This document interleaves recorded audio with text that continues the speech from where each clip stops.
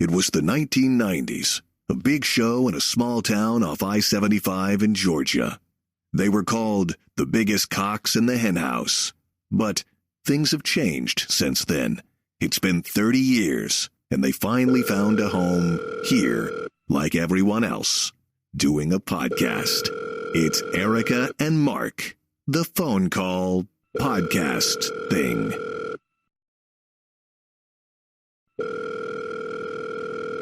Hello?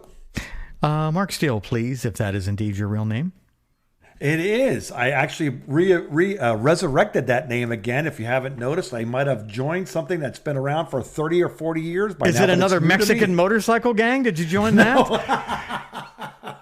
No, I still ride solo. I am still a solo rider. All right. I forgot to, nomad. That's what you call them. A nomad. No, I was going to say lone wolf. That's a different thing, though. Or lone wolf. Yeah, no club affiliate. Right. But no.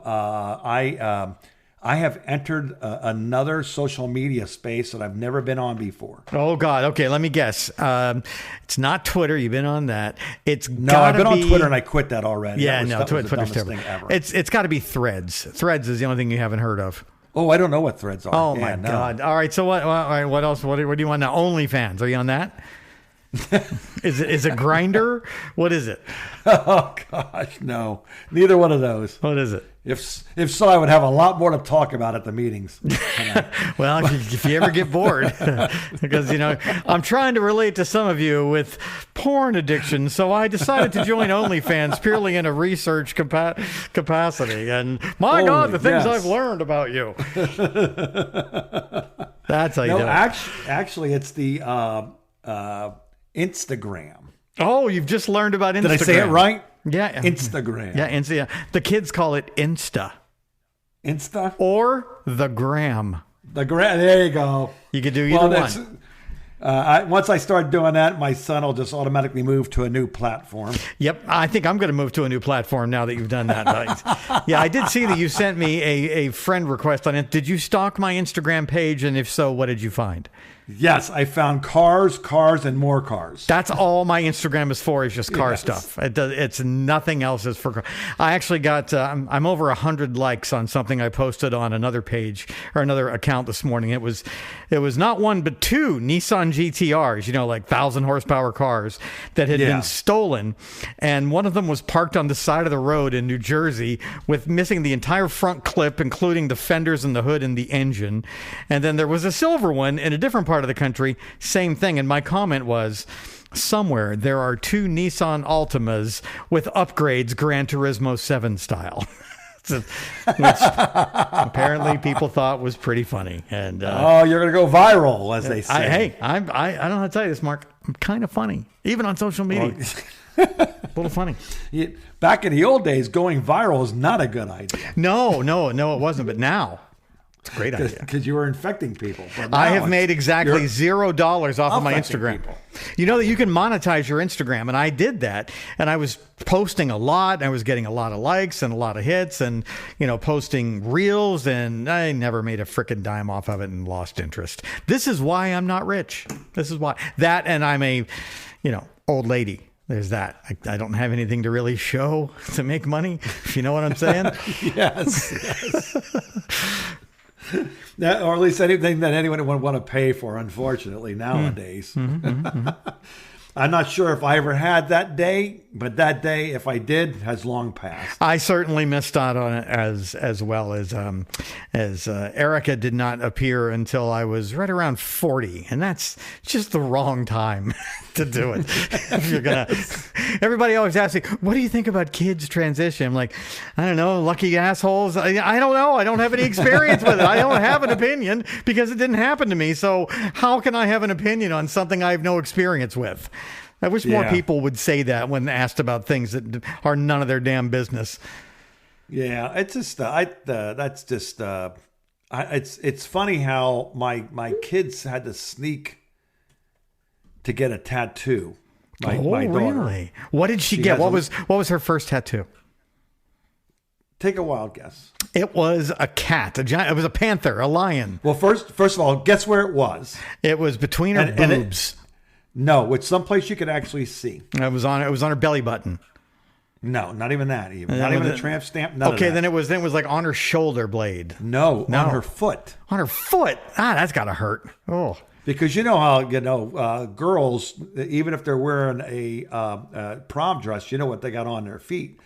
Flip flops. That's right. In Florida. Yeah, so you got to. They might have gone out with heels, but they're now living in flip flops again. My daughter also got tattoos and didn't tell me until she had already gotten them. And where were they? She got a little infinity symbol like right between her boobs that you can't really see unless she's wearing a bathing suit. Gotcha. And she also got memento mori on the back of her neck, right at her hairline, so you can't see it unless her hair is pulled up. She's got long hair, yeah. Yeah, so, but you know what memento mori translates to, right? No. Don't forget you have to die, like live it up, remember that you're going to die, so do stuff well, that's the rough translation. I wonder if that's the same thing as is that the same? No, this is going to sound dumb, but that's okay. You're used to it. Yeah. Nothing new here. Is this the same as the title of the Depeche Mode tour? Look up Depeche Mode tour now and see if that's the same word you're talking about. Because it may be. I may be onto something here. I may be smarter than I think. It is. It's the Memento Mori World Tour. Yeah. Okay, that's what. I never knew how to pronounce it. I just knew it was an M word. Yeah, I was calling it the Memorial World Tour. It's a Latin phrase. If you Google it, is remember you must die. It's a philosophical thing that urges reflection on mortality and to live your life more fully and meaningfully, reminding us that life is finite and precious. And it's not a bad tattoo to have. She kind of regrets it. Now, she had a couple of sessions where she was trying to get it removed because there were certain jobs you couldn't get where you had to have your hair pulled back. And if you had a tattoo, like if you wanted to be a flight attendant for certain airlines, you got to have your hair pulled back and they don't want any tattoos. My daughter had to remove a tattoo because she was one of those people that accidentally thought it was a good idea because you're so in love. Mm-hmm. Oh, that's never a good idea.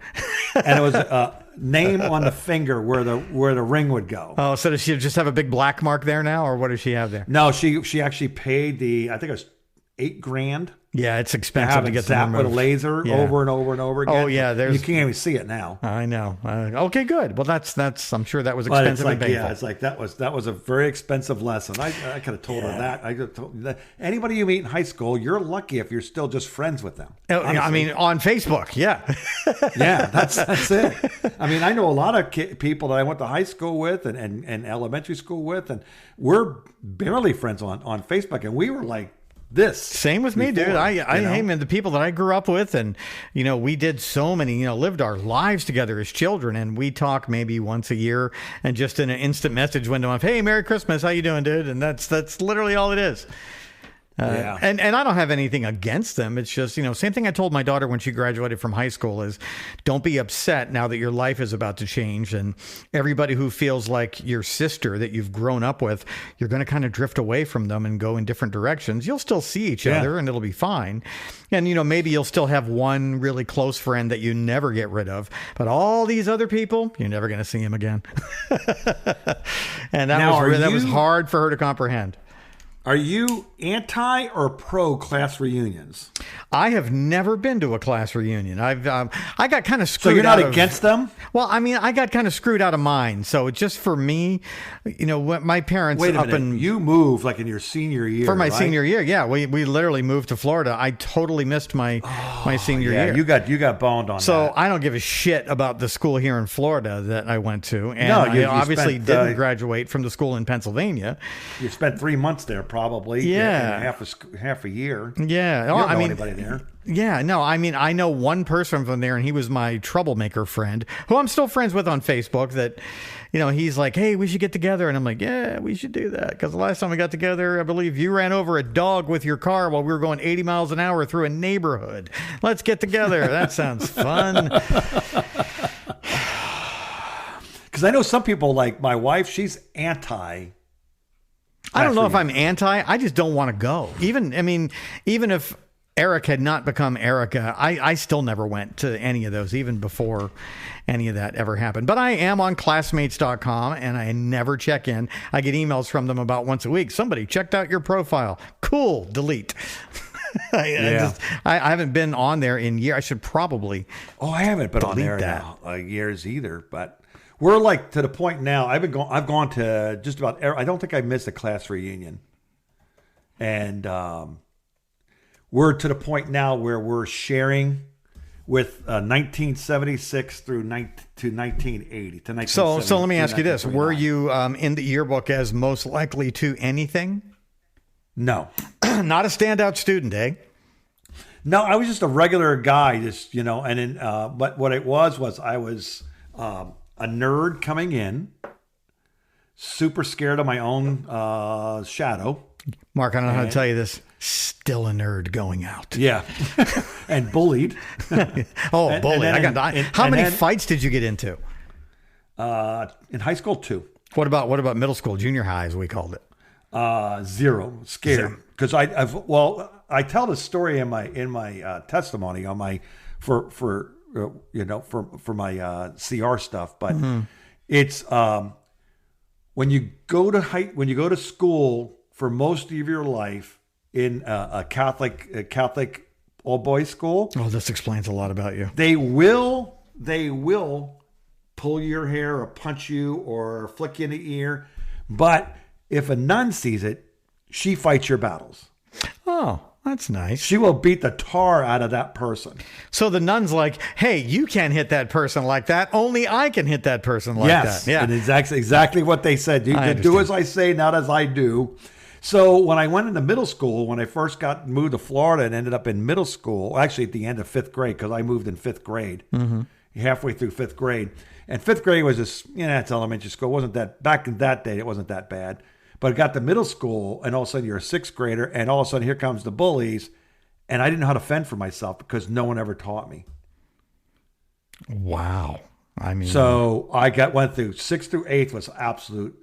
By 8th grade, I figured out that if I played basketball, which I like to play basketball anyway, and I liked soul music, the black people will take you in even when you're a nerd.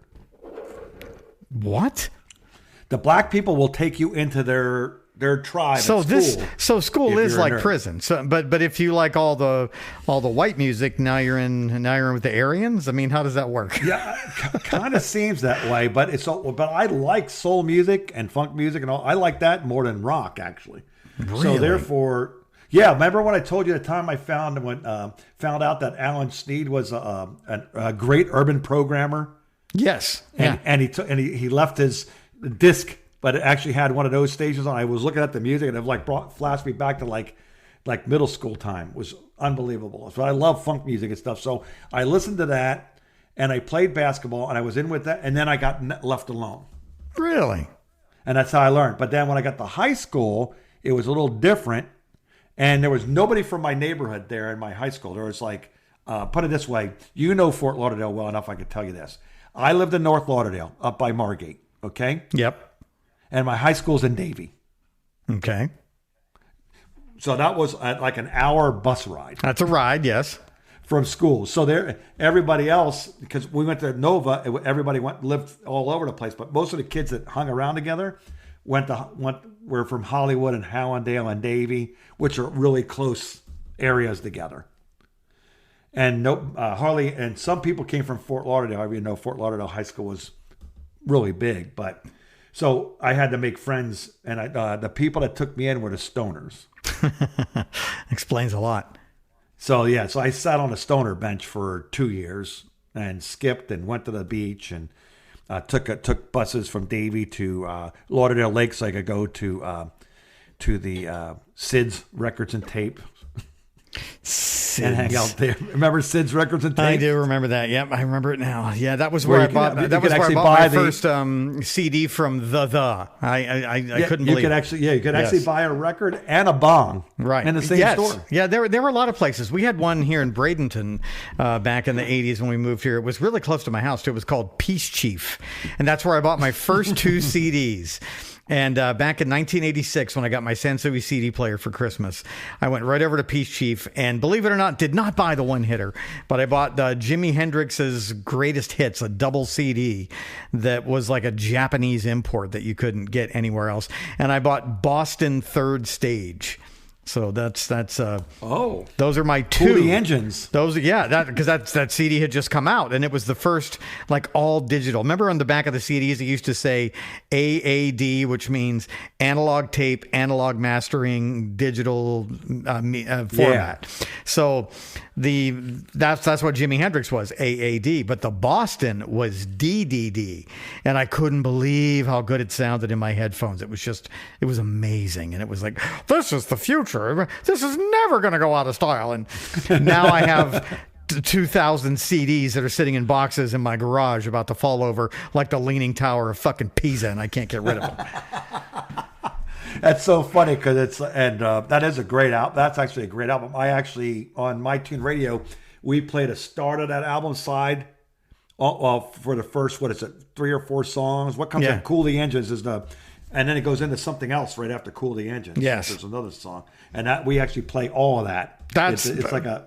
I didn't think that Boston could do a decent third album, especially those first 2 albums in the 70s were so good. It's such a weird band. Every single one of those songs on those first 2 albums. You can play any of them on the radio. Any of them. Yes. Name another band you could do that with 2 consecutive albums. There isn't one. And then that third album came out, and I was like, oh, this is going to suck. And then I started listening to them like, oh, this is pretty good. So this is more of the same. It's not as good, but it's still really fucking good. I mean, yeah. Well, those guys are good, man. They were great. I got to see them finally sober, probably in 2017 or 18. Well, that'd be a neat trick since Brad Delp died a long time ago. Yeah, I know. They got what do you call it? They got a guy that was in a cover band. to sing. Yeah, the new guy that sings, and he's fair. But just watching Tom Schultz recreate all that stuff that he did in the studio, he can actually do it now with the different things and the way you can play guitars now, where they make different sounds and everything. Where you can make a guitar sound like an organ, and and watching him, and he's got his own stand set up that's like made out of PVC pipes. Yeah, it's crazy. And watching him work, going from thing to thing, and you hear it, you're going, it sounds like the friggin' album. Yeah, we need more musicians who went to MIT. I think that we definitely need. I was watching there's this YouTube channel I watch called what the hell's the name of the channel? Well, anyway, it's a Gen Z music producer, and all he does is listen to classic rock from the 60s and 70s because he's simply not familiar with it. The guy's in his 20s. And I just watched last week him listening to the first Boston album, and he was reading some trivia about it, and he was like, this guy made this in his basement? All right, well, let's give this a listen and see what basement music from 1976 sounds like. And he listens to it, and he's like, this guy made this in his basement? Oh my God. Well, who is this guy? And then he's like, and the singer, he's like, Brad Delp? Who is this guy? He has Freddie Mercury level range. He's incredible. The guy was just like, his mouth is hanging open listening to Boston for the first time in his life. And this guy is a music producer in Nashville who literally records albums. He's never heard this before, and he can't believe how amazing it's produced and that the guy made it in his basement. It's amazing because I think what happened with music now is the fact that they're so busy trying to make hits, and so there's when I learned one thing by putting My Tune Radio together. There's music out there right now in 2025 that sounds like it could have been produced and written in 1970 in the 1970 prog rock era. Yeah, the Black Keys. Brand new bands that are playing music that big of a sound and lyrics that are just on point, and it just and taking you through like a journey of music. It's like, oh, here's then it goes into another. It sounds like 5 or 6 different songs going back, and it's in 2025. You'll never hear that. You never get a chance to hear that unless you look for it. The best way for me to discover new music is I pay for Apple Music. I pay $10 a month for Apple Music. Best investment ever, because I'll go through there and listen to music that I already know and like, and at the bottom it'll have suggestions, and I'll be like, oh that's cool. I know that song. What is this song? Let's listen to this. And I cannot tell you. I don't then pay the 10. Dude, I cannot tell you how much new music that I have discovered simply by the suggestions from the algorithm at Apple Music. It's excellent, and I discovered artists from the 70s that I never heard of before who are amazing. I've rediscovered stuff that I totally forgot about, where it was like, oh yeah, they used to play that on DVE in Pittsburgh when I was a kid. I forgot all about that song. Is that who that is? Yes. Dude, you'd be surprised at the stuff that you rediscover just going through your iTunes music, simply looking at the suggestions. I have to do that. That's my next step, because I was going through podcasts and what do you call it? What do they call it? They were trying to make us do that towards my end of my radio career. Blogging. Oh, yeah. Blogging. Where I saw some blogs where people go, oh, no, but this is the one that was really the quintessential record you needed in 1960. And I just would clip on it just to hear what it sounded like. And some of them actually made the cut. And I had one that was like, that I go, oh my gosh, I remember this song. I forgot, and I had forgot all about it. I mean, literally forgot all about it. You know, I have rediscovered songs that I never heard before. Like, everybody's heard Young MC Bust a Move, right? Right. Did you know that he has other songs that are super good? No. So he has, it's kind of a greatest hits album. It's called Stone Cold Ryman. And that got suggested to me one day. So and there's how many, I just pulled it up. There are 20 tracks on here. And I started listening to them, and I'm like, oh, I never heard this before. This is way better than Bust a Move. One of them is Principal's Office. Another one is My Name is Young, because, you know, he's Marvin Young MC. He's right. I had to tell us his name was Young, a whole song about it. And you can't stop listening to it. And then there's another one called I Let Him Know. All these songs are phenomenal. I wish we could play them here, but we can't because of copyright. But if you just go listen to those 3 songs, you're going to be like, where have these songs been my whole life? I can't believe it. One of them was in the movie Baby Driver, and maybe that's what made me go look at some of these other songs. And I think it was Know How. I think Know How was the one that was in Baby Driver, and I immediately, you know, when you're watching Baby Driver, it's like, oh, that's Young MC. Oh, I don't know that song, and that's probably what sent me down the rabbit hole with Young MC. And then I start discover like 5 songs by Young MC that are so much better than Bust a Move, and now I have them all memorized because I'm some kind of a retarded savant or something. When I start hyper-focusing on a song that I love, I am not happy until I know every inch of that song. So I will listen to it 100 times. Dude, I was listening to Todd Snyder was always one of my favorite live shows that I've seen Todd a number of times, and he just died about 6 weeks ago.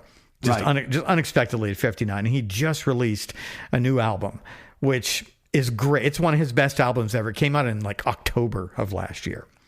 And I knew it had come out, but I hadn't spent time with it. I was like, I'll get to that one. And then when Todd died, that was all I could do was listen to Todd Snyder. And I was driving to Tampa one day, and I was listening to, I forget which XM channel. No, I know what it was. I was charging my car. That's what I was doing. I was charging my car and listening to the Spectrum on satellite radio. And they were talking about Todd Snyder, dying. And I was just really sad. And then they played this song called the Vince O Martin. And it's the best Todd Snyder song I've ever heard in my life. And I'm like, I know this song from somewhere. But so then that's what it was. I had to drive to Tampa. So I pulled it up in iTunes. And it's on an album called The Songs of Jerry Jeff Walker by Todd Snyder. And Jerry Jeff Walker was somebody Todd just worshipped and did a whole album of Jerry Jeff Walker songs. And Vince O Martin, first song on there. Did my whole hour and 15-minute drive in traffic to Tampa, I had that song on repeat until I knew it. I swear to God, I didn't listen to anything else. My phone rang twice and I hung up on whoever was calling me because I couldn't stop listening to this song, this stupid song. Wow. There's another song on there called Railroad Lady, which is really good, that was written by Jimmy Buffett. And I don't know that song. I'm not a huge Jimmy Buffett fan. I've seen Jimmy Buffett. I've been drunk at a Jimmy Buffett concert. I can say I did that now. And I never had to go again after that one time. I'm like, okay, we can say we did that now. But it's called Railroad Lady. And it's just he does it so much better than Jimmy Buffett. And I've also been since Todd died, I immediately ordered his book. Another book I'd been just putting off for years and years. And it took until Todd died for me to order the damn thing. And I've been reading his book called I Never Met a Story I Didn't Like. And in the first chapter of the book, he talks about, when he was young and how he was, kind of coming up and he didn't really know what he was going to do. And he saw somebody singing and playing with a guitar. And he's like, well, hell, I can do that. And so he taught himself how to play the guitar just so he would, be able to get a gig somewhere. And then Jimmy Buffett discovered him somehow. And Jimmy Buffett signed him to his label. And how he owed everything to Jimmy Buffett. So now I'm less annoyed with, Jimmy Buffett and all the frat boy parties that have been caused by Jimmy Buffett music. Yeah, I could never be a parrot head. No, me either. I mean, and dude, when we went and saw Jimmy, I got dragged to it. He was at the amphitheater here in Tampa, and everybody from work was going. And I'm like, I saw Jimmy Buffett in Atlanta back in the 90s. I'm good. My friend Mike came down from Pennsylvania because he was the guy who wanted to drop out of Pennsylvania and just move to Key West, man, and just sit down there and drink and drop out. I'm like, yeah, okay, that's real fun for about a week until you have to eat something. And so I'd seen Jimmy Buffett, but they all talked me into going. And all I remember is this guy David we used to work with. He and I were doing some Jell-O shots. He'd made Jell-O with Everclear, and everybody would eat one of those and be like, oh my God, I'm not doing any more of those. And then the show was about to start. And we still had all these Jell-O shots with Everclear in them. And we're like, well, we can't let these waste out here in the Jeep. We have to just, let's just eat them all now and go into the show. So that's what we did. Oh, boy. So I have vague memories of that Jimmy Buffett show. Did you go to the show? Or probably. Do you remember the show? Yeah, sure. I have the ticket stub somewhere, but yeah, I don't know. I was probably singing. You didn't wake up with any of your clothes on backwards? I don't know, man. I vaguely remember singing "Why Don't We Get Drunk and Screw" really loud because that's one of the songs I know. And what was the other one? There's only jazz musicians were smoking marijuana. A Pencil Thin Mustache. I know that song too. Okay. It's about the only two Jimmy Buffett songs that I really like. But now it turns out I like Railroad Lady. I should probably go back and listen to the Jimmy Buffett version now that I think about it. But anyway, I've gotten off on yet another tangent. Have a die. Yes, let's take a quick break. Believe it or not, we've gone 30 already almost. I may have had a Red Bull for lunch today, Mark. I did that for you. Okay. Erica and Mark. The phone call. All right. So besides recovering from visiting with me for 2 days, what else you been up to? we ate really well, by the way, and thanks for picking up the check both times. I'm more than appreciative. You come to my town. I'm supposed to buy dinner, not you. No. I wanted to make sure we're even because you really did me a solid. That was really nice of you to not only give me a computer but then set it up for me. Well, you have an internet radio station. I lost my passion for the internet radio station somewhere along the line. And I've passed it down to you, and did you go through all that music that I gave you from my brother? I've been going little by little. I've actually added some songs already to it that he had that I did not have before. So yeah, that'll got save a really very eclectic palette. My brother and I are very eclectic music fans. Yes, I mean, yes. I would never have guessed in a million years that the same guy that has all the Rush albums would also have 303. Oh yeah, that sounds like my brother. Yeah, that's classic. That's and the reason why I know that band is because that was a huge band in the early 2000s that I would play at the weddings and teen dances and stuff. So I was like, wow. I'm sure there's a story behind that, and I would love to know it, but my brother's been dead for like 5 years. So yeah, but I got the same kind of really weird thing. It's like so far my 2 concerts set up for this year. I'm going to see Herb Alpert and the Tijuana Brass. Oh my God! A week from Friday, and then the next, and then 2 months later, I'm going to be seeing Robert Plant. It's good. We're both seeing Robert Plant in different places. Yes. Who sees them first, you or me? Mine is on April Fool's Day. Yes, you will see them first. I am seeing them in... Oh, wait a minute. No, I'm seeing them in March, I think. Oh, so I'll get a full report on whether I need to sell my tickets or not. Son of a gun, I did it again. Interesting. Just never touch my phone. You can't hear me, can you? Hey, your microphone just got muted. Now I can't hear you for some reason. Hang up and call me. What just happened, Mark? This is very typical of Mark. His internet tends to go out, and then I can't hear him, and then he can't hear me. And then I have to call him back because I think Mark pays for the cheap internet, not the really good internet. So please bear with me while I try and get Mark back on the line. There he is. He's back. We go. Yes. Yeah. Okay. What happened there? You pay for the cheap internet, don't you? I know. What I did was I picked up the phone, which I knew better then. Because We've talked about you picking up the phone when we're doing the podcast. I know. And I was going to get something because I wanted to tell you when I was going, and then the next thing you know, boom. Yeah, no. I want you to give your phone to your wife the next time we do this podcast, and tell her to keep it somewhere safe. Yes. It says, please keep this away from me. I'm totally in trouble. I'm getting flashbacks of dealing with my mother after she got Alzheimer's right now. Why? What is that? That's probably true. It's probably very close. No, you just have CRS. Okay, I can actually pull up. No, I'm not going to do that. No, just forget it. I don't know when I'm going. What were you doing? Maybe I can help you. I was going to look at my wallet to look at my tickets. Oh, yeah. Don't do that. Don't do that. But Back away from the computer. Stop touching things. I'm actually seeing it in March. I know it's in March because I know it's 2 months from the other concert. So I'm going to be seeing it first. I've got 2 concerts in like 2 weeks. I have Widespread Panic in St. Augustine, I think in the middle of March. And then I have Robert Plant in Asheville on April Fool's Day. I am starting to think that I live in a concert dead zone here in Sarasota because I always have to travel to go see anything. No one ever comes anywhere near here. The Morrissey show that's supposed to be in Clearwater, I guess it is canceled. He's back doing that again. Yeah, because he became too depressed, I guess, to continue. Tired. I'm tired all the time, too. Go to work. Yeah, he has a song called I Spent the Day in Bed. Here's the dumbest thing is he finally gets someone, Sire, used to be his label from back in the Smith days. Yep. He makes a deal with them so he can put out this album he's been trying to put out forever. It's supposed to be, according to critics, his best work ever. Mm. And it's got a song list. It's all been mastered. Put out. It's supposed to put out a brand new album. And what does he do? He starts canceling tours. That's not a way to get somebody to buy your album. I would say that's fairly classic him. Yeah, I know. I mean, who's surprised? It's absolutely amazing that I've been able to see him apparently in Birmingham and Nashville 2 years apart, and he did not cancel either show. No, you got very lucky. I guess he was taking his medication then, or whatever he does to. Because he's supposed to be playing in San Antonio, and I was thinking about going there because that's where my brother-in-law and sister-in-law live. But I don't think my wife can tolerate one more Morrissey show.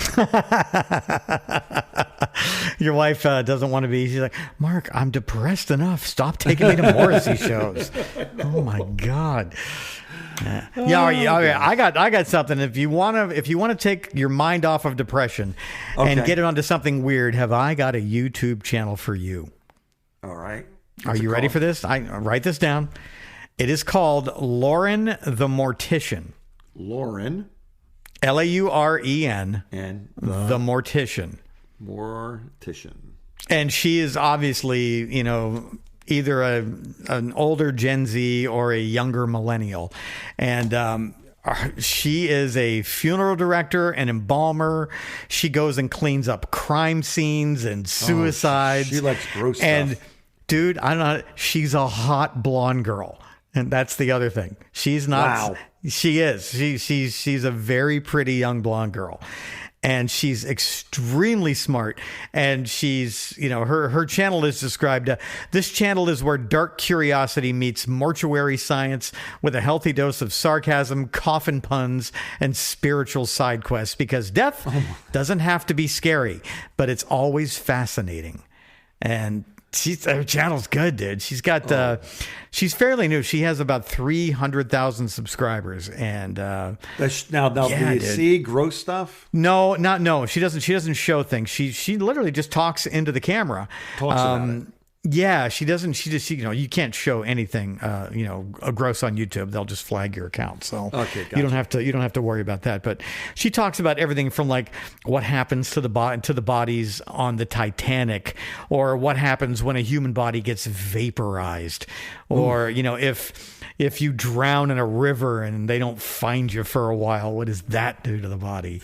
And dude, it's all fascinating as shit, though. No, it's very fascinating.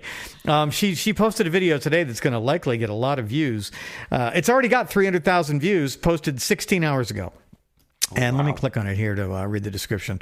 It says, a mortician explains why this photo doesn't make any sense. And it's Jeffrey Epstein's death photo of him laying there on the slab. Yeah. And first thing she says is, look, I do this for a living. That is not a photo of a dead guy. Because when your heart stops beating, first thing that happens is what? The blood stops pumping through your body because your entire body is under pressure from your heart pumping all that blood through you. And when your heart stops, what happens? The blood just kind of pools where it is and you lose that pressure. So if you're a corpse laying on your back, you get this all droopy face because the blood is kind of, it's going where gravity tells it to go. I mean, if you're laying on your back and you're dead, your whole cheeks and your face and your neck are going to be all droopy. And you're certainly going to lose color in your face.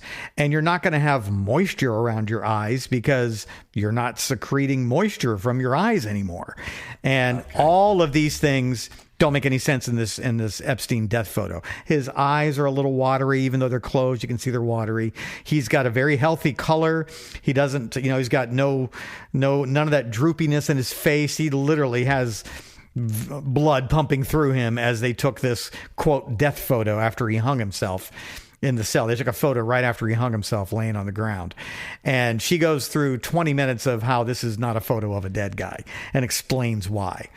And she's very smart, and she's a great channel. And it's, if you're fascinated by what happens to your body after you die, then you should look at some of the possibilities, which is what she does.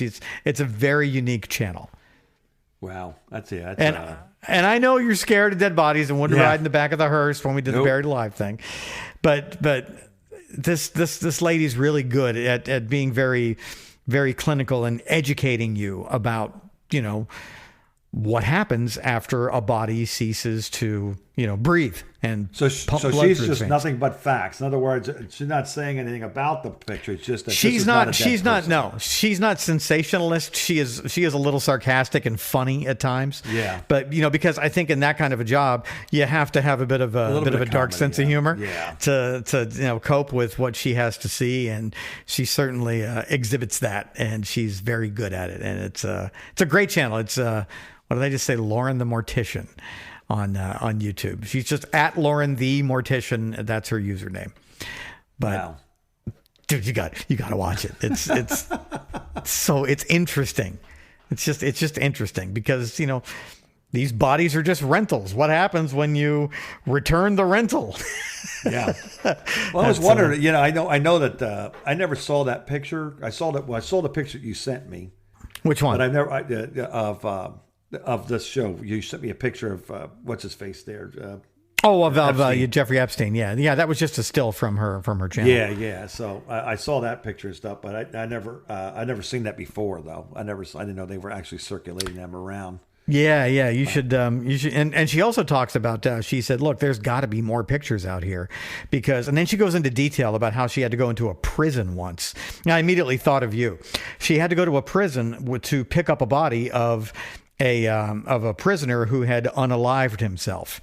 Right. And she talked about the security of getting in there and how they searched the van and in her cot and everything and she goes up there with guards who help her carry things, and they take all these meticulous, detailed pictures, and she just explains the entire process really well about what happens.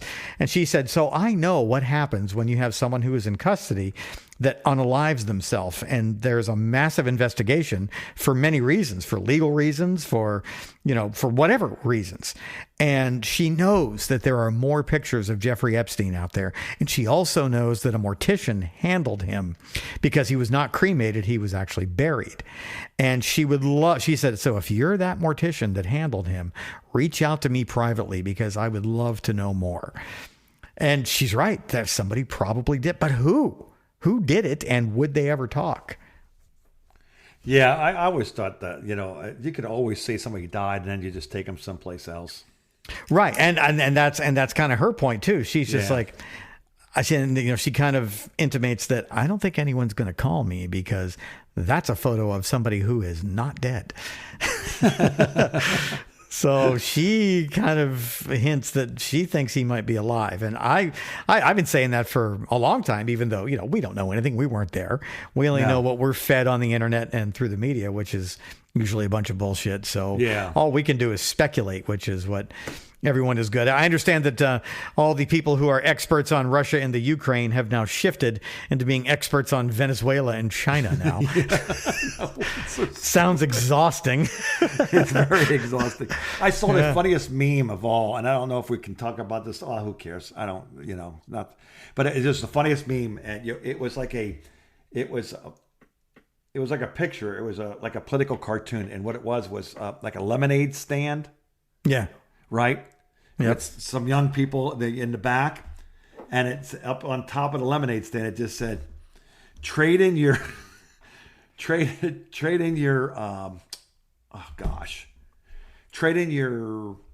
Mark's not Irish, so he can't tell stories. Yes. What was the name of the last thing everybody is carrying flags about? Was over there by Israel. What was that one again there? What?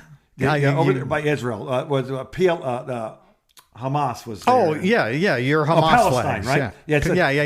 Turn in your Palestine flags for your Venezuelan flags here. Oh, and they're all holding their things going and trading. He's trading them back and forth. That's funny right there. My favorite cartoon that I have ever seen. I literally sent my favorite cartoon I've ever seen to a friend of mine this morning because they were upset about something. And it's just a picture of a guy, who looks like a middle-aged guy sitting by a campfire, and he's wearing just a regular white collared shirt and has kind of a tie loosened around his neck, and his shirt's a little ripped up like he's been living on a desert island for a while.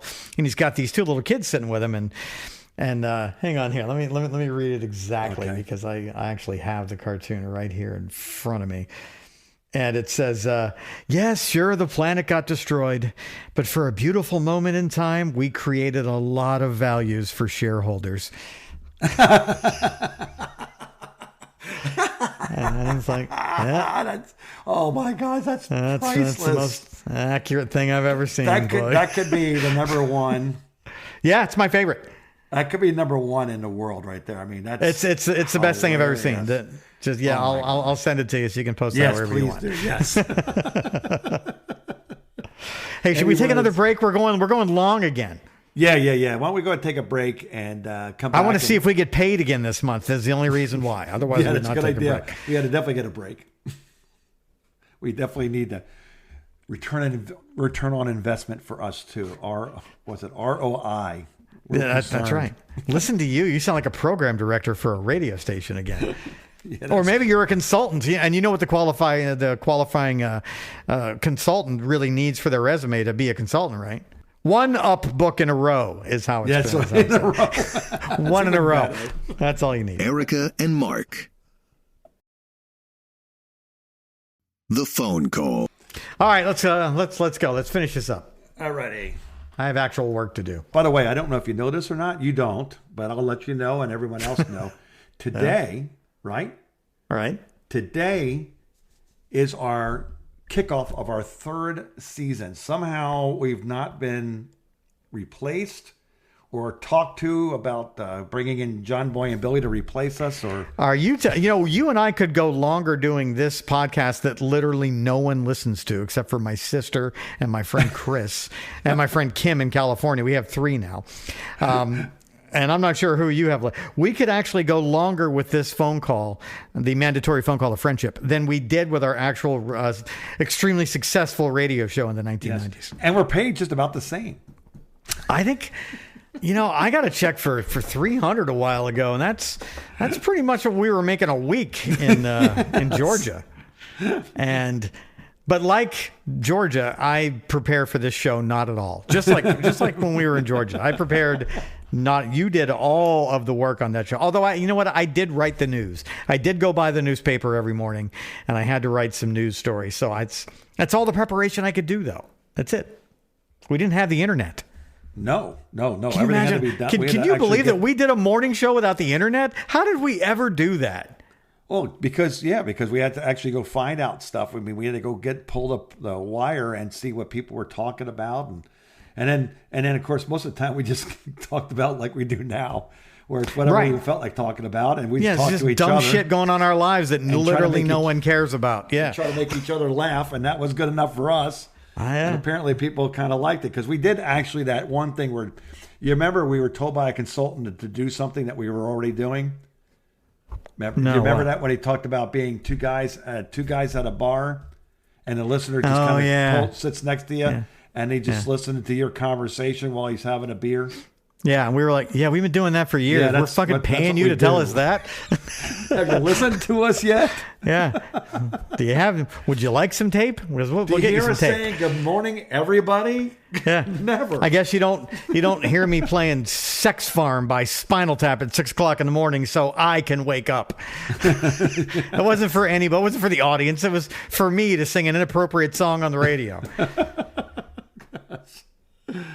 Oh, gosh. I ran across this podcast that was actually pretty good. I was surprised. Who is it? It was just a guy and a girl, and I don't know who they are. I think it's called the Not Famous Show.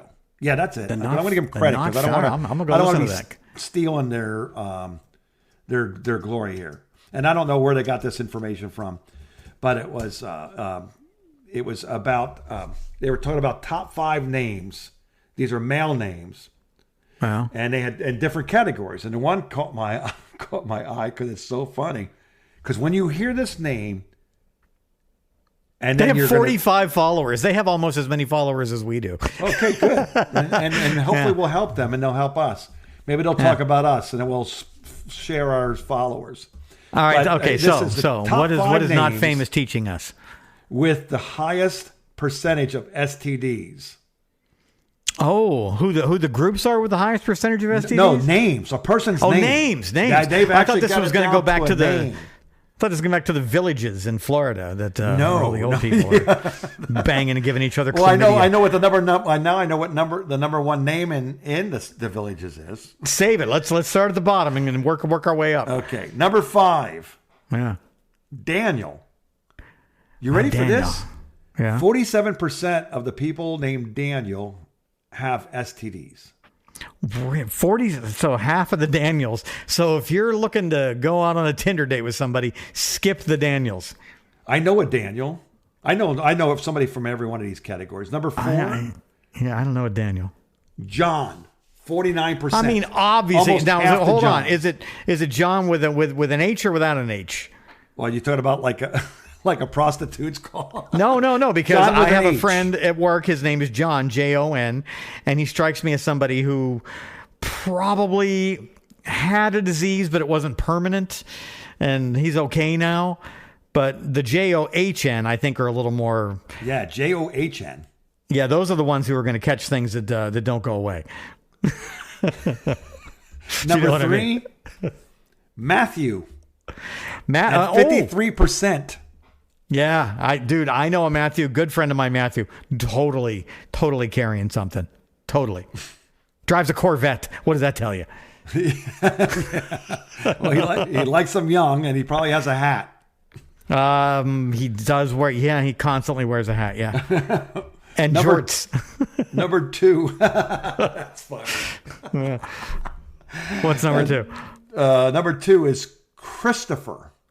Oh, these are such common names. 56%, but the number 1 at 78%. Now think about this. This is 78%. So almost over 3/4 of the people you know with this name most likely has had a These are all guy names. What about girls though? No, that's what these are. These are the males with highest STDs. Okay. All right. So hold on. Let me guess. Let me think. I'll go back and watch some more and get a female one for next week. All right, I'm going to try and guess what number 1 can. So number 1 is obviously a super common name. It's got to be something like David. David is like the most common name ever. Well, that would be my son, and the answer is no. No. So all right. So your son's clean, is what you're telling me. He would. Yeah. Would he tell you if he caught something? Would he say, "Dad, what do I do?" Probably not. Probably not. Although we are at a position now as which was hard for me to get used to, but that way we talk now more like a friend than a father and son. Yeah, my is daughter and I really weird, but yeah. got to that a while ago. It's a I little see that, uncomfortable yeah, for me. it looks I'm just weird. don't tell me that, please, God, no. Michael. Michael. All right, that was I my know second Michaels. guess. I know Michaels. I know a lot of Michaels. Do you see something going on here? These are a lot of biblical names, Mark. What does that say about what the Bible does? It makes you a sex maniac. Well, it's always that makes you human. That's one thing. All right, what about the wait a minute. girls? Okay. Let me see if I have a sex one for the girls. I got quite a few of them here. Okay, how about cheating, girls? All right, cheating. That's kind of the close. same It's thing, but not the really. same All as right. the STD. All right. Well, they could also be with high STDs too. All right. Let's see. Who's likely to cheat? I'm going to say that Sally is likely to cheat. No Sally there. Tammy. What about a Tammy? No Tammys. Damn it, man! I just saw that movie. What else? Number 5, Elizabeth. Elizabeth. Yeah, Beth. I can think of a Beth who's a whore. Yeah. Or Lizzie. All right. Yeah. Yeah. Lizzie the Leslie. Wasn't that something? That's a cartoon, I think. Number 4, Nicole. Yeah, I know a couple of Nicoles. I don't want to even talk. I don't want to even say that. But I know a couple of Nicoles, and both of them are hot. Yes. And, yeah. All right. Okay. I'm not going to say anything else. Number 3 is Sweet Melissa. Oh, that's my. Come on. You can't say that. Melissa. Yeah. Number It's my 3. sister. She's listening right now. Sorry, Missy. I had to make this up, by the way. This is the Not Famous show. Wow. I'm shocked at this. Okay. Well, you're ready for it. Are you ready for me to get a gut punch now? Is it Mark? No. Number 2 is Stephanie. No, that's your daughter, Mark. Yeah. 73%, by the way. Almost 3/4 of them. Okay. I thought you were going to say something like it was Marky, Marky. My kids in the 25%, and Melissa's also in the 20. She's in the 25% or whatever. Does it say anything about Stephanies with tattoos? If that makes them more likely or less likely? I hope not. And number one is an old-fashioned, old-timey name. Old-fashioned, old-time. Barbara. And it's a name that sounds super sweet. Like if you run across a person with this name, you're gonna think to yourself, she's the sweetest, most honest girl on the planet. Barbara. That's my mom's name and my mother-in-law's name. Barbara. It's got to be Barbara. That's not it. She's not on. That's not on the list. Yeah, my mother would never do that. Emily. Doesn't that sound like a sweet? Name? I know. I know a couple of I don't know Emilys an Emily. Do you? I do. I know a couple of Emilys who are very sweet, and it's always the least. It's always the ones you least expect. 90%. 90%. Yes. Where do they get this? Do they poll every Emily in the North America? I don't know where they got their information. I only watched the reels, so I don't know. I only got to see the fun part, not the setup or anything like that. All right. So the message here is, I actually like them. If you're a guy looking to have a chance with somebody, just for a little something on the side, look for an Emily. Because that's easy pickings. Is that what you're saying? I guess so. I mean, that should be. 90% should be a guarantee, just about. Oh, this explains a lot about that Pink Floyd song, "See Emily Play." Huh. Uh-huh. Oh, I just blew your mind, didn't I? Yes, and I just added that to my Tune Radio too the other day. Free games today. See Emily Play. Oh my God, Mark! Wow, they knew all about it back in the 60s. Pink Floyd knew about this in 1969 or 70, whenever that song came out. Wow. Yeah, it was early 60s. Yeah, we think we're so smart. Pink Floyd is already ahead of us. They're so much smarter than us. They are. I got a lovely Pink Floyd coffee mug for Christmas that I absolutely love. It's got a picture of all the cassette tapes of all the Pink Floyd albums. Oh, very cool. All the way around the coffee. Yeah, Brian got me that. It's fucking awesome. I love it. That is very cool. Yes, I start my day with Pink Floyd every day now. Yeah, your brother helped me with a lot of great Pink Floyd songs that I did not have. You could stand some 2 for Tuesday album cuts on that radio station of yours, and yes, my brother's music is the best place to find that stuff. You can tell it's my radio station. How you can tell the number, the entire Animals album has made it to my radio station. Yeah. You are definitely playing the best tested hits, man. I think I heard Bryan Adams on your station like twice. Oh, yeah, I do have some hits in there. Ugh. I do have some hits. If I never hear Bryan Adams again, it'll be too soon. If Bryan But Adams called I think I in played on Run this for podcast, You. I think I played Run for You, right? And, and not play Summer that, '69. No, play and was the other one that stupid song from Robin Hood? Was it that one? Oh, Everything I Do. No, I don't play Yeah. that. But yeah, Oh, no, I hate don't that play song. That one. I hate that song so much. Actually, my favorite Bryan Adams song was "Cuts Like a Knife." Remember that from I the hated that MTV song. days? Where Of course, yeah. The girl dumps into an empty pool, but she comes out, Yes. she's soaking wet. And she looked great in coming out of the pool. My gosh. I don't Her remember all went that. back. She had one of those really tight spandexy one-piece suits. That Settle down, showcased her Spicoli. breastises.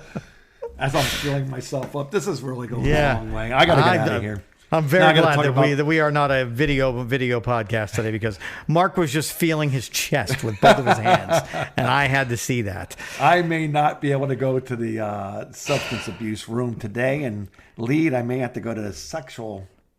Yeah. Today on my podcast, I felt myself up in an unsafe manner. Yes, I mean, yeah, how do you talking describe about, that? A 1980s video vixen. I was having impure thoughts about myself. That's how you start right there. All right, Mark, you go to your meeting. I'm going to, lunch is over here. I got to get back to work. All righty. All right, have a good Happy week. New Year. Happy New And, Year. Welcome to season 3. We did it. Yeah, season 3. We Something. have 3 listeners now. That's 1 new listener a season. Erica and Mark. I can't wait for season 4. Who will our new listener be? The phone call.